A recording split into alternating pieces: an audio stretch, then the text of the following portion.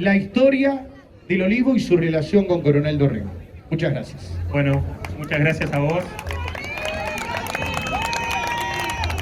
Creo que el hacer teatro te ayuda a que hoy pueda estar acá y no tenga vergüenza. No traje papel, entonces cuando uno va a hablar de historia y no hay papel, dicen va a ser corto, entonces creo que es más ameno. Cuando empezamos a charlar con Beatriz, creo que a veces investigar la historia que lleva tiempo, responsabilidad. Me acuerdo lo que me dijo un día alguien que escribió cosas de Dorrego, Berta Zubiri de Sillero, me dijo que todo el mundo podemos escribir, pero hay que tener responsabilidad, tratar de buscar buenas fuentes, lo que no quiere decir que lo que yo diga hoy es lo que es y mañana se pueda modificar. Creo que eso lo quiero dejar bien en claro porque la historia la hacemos todos los días, pero bueno, creo que desde que Dorrego se declaró capital provincial del olivo, cuando a uno le preguntan por qué, bueno, hay que empezar a indagar y defender por qué somos capital provincial del olivo. Beatriz, y casualidad o no, yo creo que siempre hay una causa, ha encontrado que estos olivos, que a veces tanta gente de Dorrego sale por el acceso del vivero y los ve ahí parados de hace más de 80 años, esos son plantados desde el año 1939. Y la fiesta del olivo empezó no en este lugar y hoy, por eso digo casualidad o no, la fiesta del olivo se desarrolla donde el vivero Cristóbal Hicken era muy importante. No fue casualidad, acá hubo todo un estudio previo que hoy las aceites de Dorrego.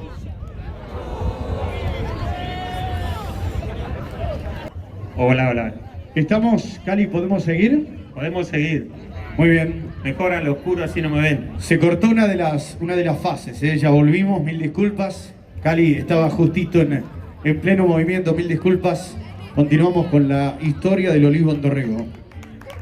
Bueno, entonces le decía que el tiempo que hizo que la historia del olivo venga acá. Y decía que no es casualidad, no, que hoy las aceites de Dorrego tengan la calidad a nivel nacional e internacional. O sea que a veces que en este país no se hacen las cosas tan bien, creo que esto se hizo bien, se investigó, se trató de buscar variedades, por eso, vuelvo a repetir, los viveros cumplieron una función muy importante, pero sí, ya como para de entrar bien en la historia, la gente que todavía hay gente que recuerda, y recién estuve hablando y me gusta nombrarlo a Víctor Unger, porque él vivió cuando los olivos eran chicos allá en Aparicio.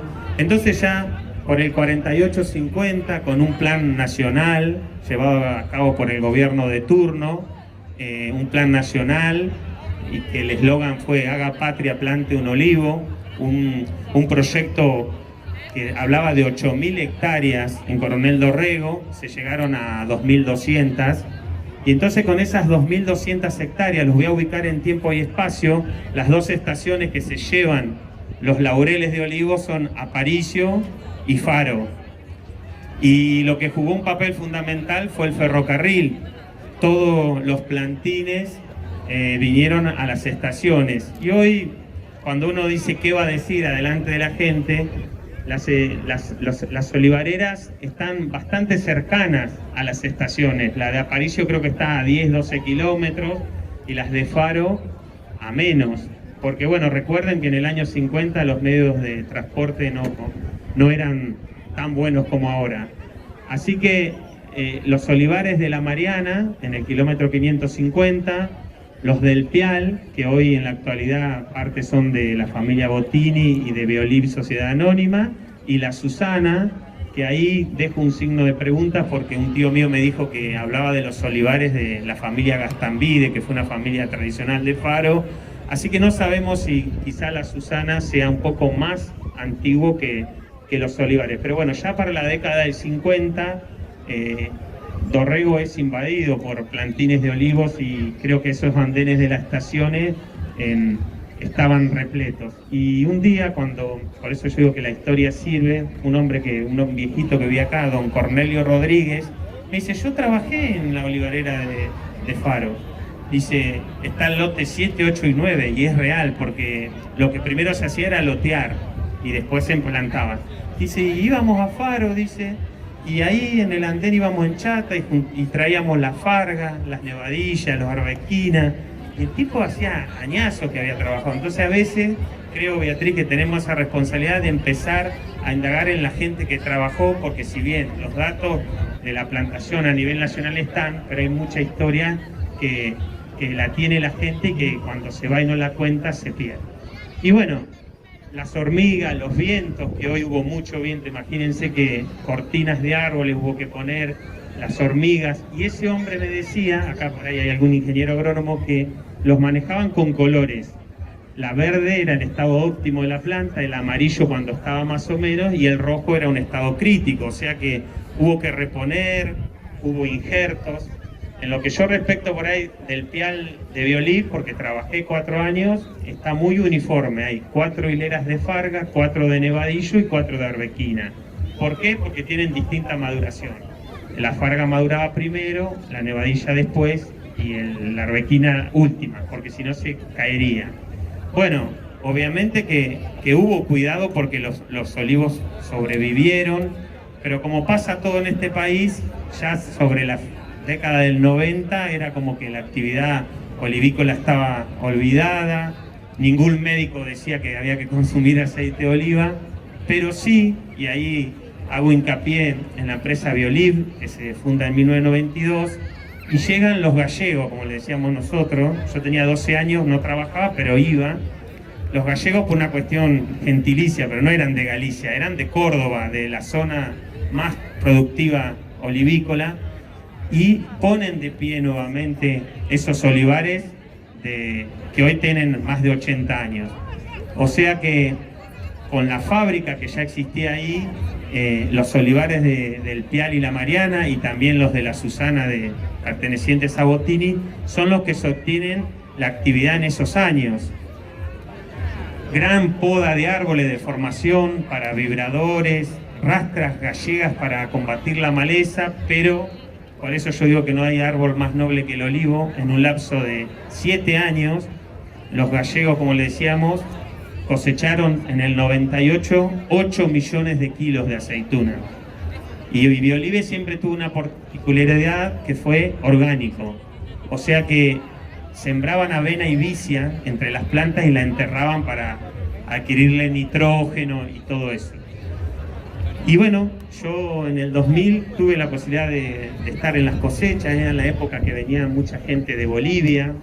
Eran años duros donde se cosechaba mucho más en el invierno porque la aceituna se caía por vibración, a diferencia después que hoy se cosecha más verde. Y las cosechas eran larguísimas, con mucha lluvia. Y tengo una anécdota, porque a la historia hay que agregarle una anécdota, que ese año se extendió mucho la cosecha en el Pial, y el 6 de agosto es la independencia boliviana. Y los bolivianos festejaron el domingo, todos en pedo, mamados. Así que el lunes fuimos a trabajar y realmente nadie pudo trabajar porque estaban todos en adhesión a la independencia boliviana, porque bueno, venía mucha gente de allá de Bolivia. Y como para adentrar un poco y no aburrirlos, en el año 2002-2003, a través también de Bioliv, llega y está Mario Fernández, que estaba encargado del vivero. Llega Marco Scanum, que fue el Tano, y nosotros estábamos trabajando ahí, ¿ves? Como todo cosechero, que éramos uno, decíamos, viene el Tano, ¿qué novedades traerá? Bueno, de pasar de la cosecha mecánica tipo árbol a cosechar a mano con rastrillo, casi nos morimos. Bueno, trajo toda esa técnica, y ayer tengo acá, que no la escucharon, las que disertaron sobre los aceites, el cuidado que hay que tener. Antiguamente los montones quedaban capaz 3 días en el campo, y bueno, hubo que cambiar ese sistema de cosecha. Cuando acá se hacía una cosecha blend, Bioliv exportaba, pero no, lo que hace Marco, y realmente Dorrego le debe mucho, es que pequeños olivicultores pudieron empezar a soñar de poder hacer aceites. Vino la luz. Un caso fue acá Dorrego de Rubén Díez. la gente de Dorrego vio que ahí no había nada, y Rubén, con un hombre que tenía, ya era una persona grande, porque también el olivo juega en contra somos un partido netamente agrícola ganadero cuando las cosechas son a 6 meses, o sea que plantar olivos para el futuro también es un desafío en un lugar donde, lo decimos, a veces hasta la ganadería compite con el cereal, porque el ternero tarda 3 años, imagínense un olivo, que a los 2 años produce capaz 1 kilo, o sea que un olivo 10 a 15 años para producir. Pero bueno, la llegada de Marco hace, y junto con todos los olivicultores de Dorrego, que también lo que aprendí que hay que tratar de no dar nombre, entonces uno no se olvida. Entonces toda la gente productora que estuvo en esa época forman la Cámara Sur Oliva, y Dorrego realmente empieza a hablar de polifenoles, de aceite varietal, lo que hace que se fue a otro nivel, como digo yo. Y después ya, para venir más acá, Rubén Díez ya empieza con lo que es más intensivo. Para los que por ahí no saben tanto de olivo, antiguamente se plantaban 10 por 10, o sea que en una hectárea entran 100. Después ya se pasó al 7 por 5, y bueno, eso dio que por ahí gente que no con tanto destinar tantas hectáreas de campo podía tener más olivo. Y bueno, eso, como les digo, hizo que Dorrego, y ahí se empezó a gestar ya también en el año 2009 la fiesta, porque creo que también lo que necesitaba Dorrego es mostrar sus aceites y las cosas que se hacían. Y bueno, y hoy, como porque también la historia no es todo lo de antes, sino lo de ahora. También hoy estamos escribiendo esta historia, sabemos que Dorrego se está desarrollando mucho con superintensivo, pero bueno, tenemos que convivir y cuidar. Yo siempre digo, hay que concientizar que para ser capital provincial del olivo, sacar un olivo en Dorrego no puede pasar, hay que defenderlo. Ahí le doy tarea, como decían las maestras antes, a los gobernantes de turno, empezar a legislar desde abajo hacia arriba, que sean políticas de estado municipales. El olivo, vi que han empezado a plantar en los jardines, los chicos absorben mucho, pero bueno, creo que, y también me parece que ya tenemos escuelas agropecuarias, el CEP de Aparicio. Debemos, creo que, empezar a tener orientaciones olivícolas. Esto lo digo yo, no quiere decir que... Pero bueno, que también la escuela técnica se interiorice sobre las máquinas, que son las extractoras del jugo de fruta, porque hay que hablar qué es un jugo de fruta. Entonces creo que hay mucho por hacer, y un poco esta charla creo que tiene que ser poco el puntapié tenemos que ponernos a sentar a hablar un poco de la historia. Hay mucho por hablar. Yo hice un breve reconto, porque bueno, también la gente tiene una capacidad de atención, no tenemos, pero como les digo, anécdotas de cosechas muchas. El duro invierno era terrible, y ayer, dentro de los defectos que tienen los aceites, decían cuando una aceituna está helada, y nosotros queríamos que helara para que la aceituna cayera más rápido. Entonces, bueno, como a veces el mercado marca lo que la gente quiere consumir. Entonces, por eso digo que hay que respetar esos olivos que nos dieron identidad hace tantos años, cuidar los que vienen. Beatriz, creo que el vivero de Dorrego tiene que tener plantines, que la gente venga a Dorrego y se lleve plantines. Y bueno, creo que otra gente tendría que haber estado acá. Yo soy corajudo, me animé, pero bueno, como les digo, Aparicio y Faro fueron cuna de olivo, pero hoy ya creo que hay proyectos en Gil, hay en distintos puntos de Dorrego, y recuerdo, volviéndolo a traer a Marco otra vez, que él decía, Cali entre la sierra, la ventana y el mar, y es cierto, la generosidad de la naturaleza. Y también, como para cerrar un poco esto, creo que el olivo, donde bueno, hoy sabemos que hemos maltratado bastante la naturaleza, es una actividad que está en armonía, que hay oxígeno, que hay plantas, que si bien hay tecnificación, pero siempre el olivo va a requerir más mano de obra, que es también lo que luchamos en estos pueblos del interior, para que los chicos no se vayan, de que el olivo puede tecnificarse, pero no tanto como un campo común, cuando los anchos de labor son mucho más. Una sembradora abarca 13 o 15 metros. Así que bueno, agradezco la atención, no sé si me quieren preguntar algo, pero bueno, sí. Este hombre me pregunta de dónde vinieron. Ese hombre que iba al andén de Faro me decía que venían de Villa María, Córdoba. De ahí en tren venían. Pero también, por lo que hemos leído con Beatriz, el Ministerio de Agricultura de la Nación tenía muchos viveros, y también notamos, cuando censábamos los olivos, que a veces el tronco es de una variedad y la copa de otro, porque se hacían injertos también. Nosotros cuando censábamos olivos, por lo general, no todos los olivos son iguales. La farga tiene mucho más tronco y la arbequina es más arbustiva, pero a veces en un tronco de farga capaz que había una arbequina, porque bueno, harían injertos y probarían. Por eso que también a la entrada de Aparicio, ahora me voy acordando, hay otro vivero. A la derecha, de 10 hectáreas, ahí hay 10 variedades. Por eso que también hacer una identificación de las variedades que hay, de distintas, porque bueno, creo que probarían a ver cuál evolucionaba mejor.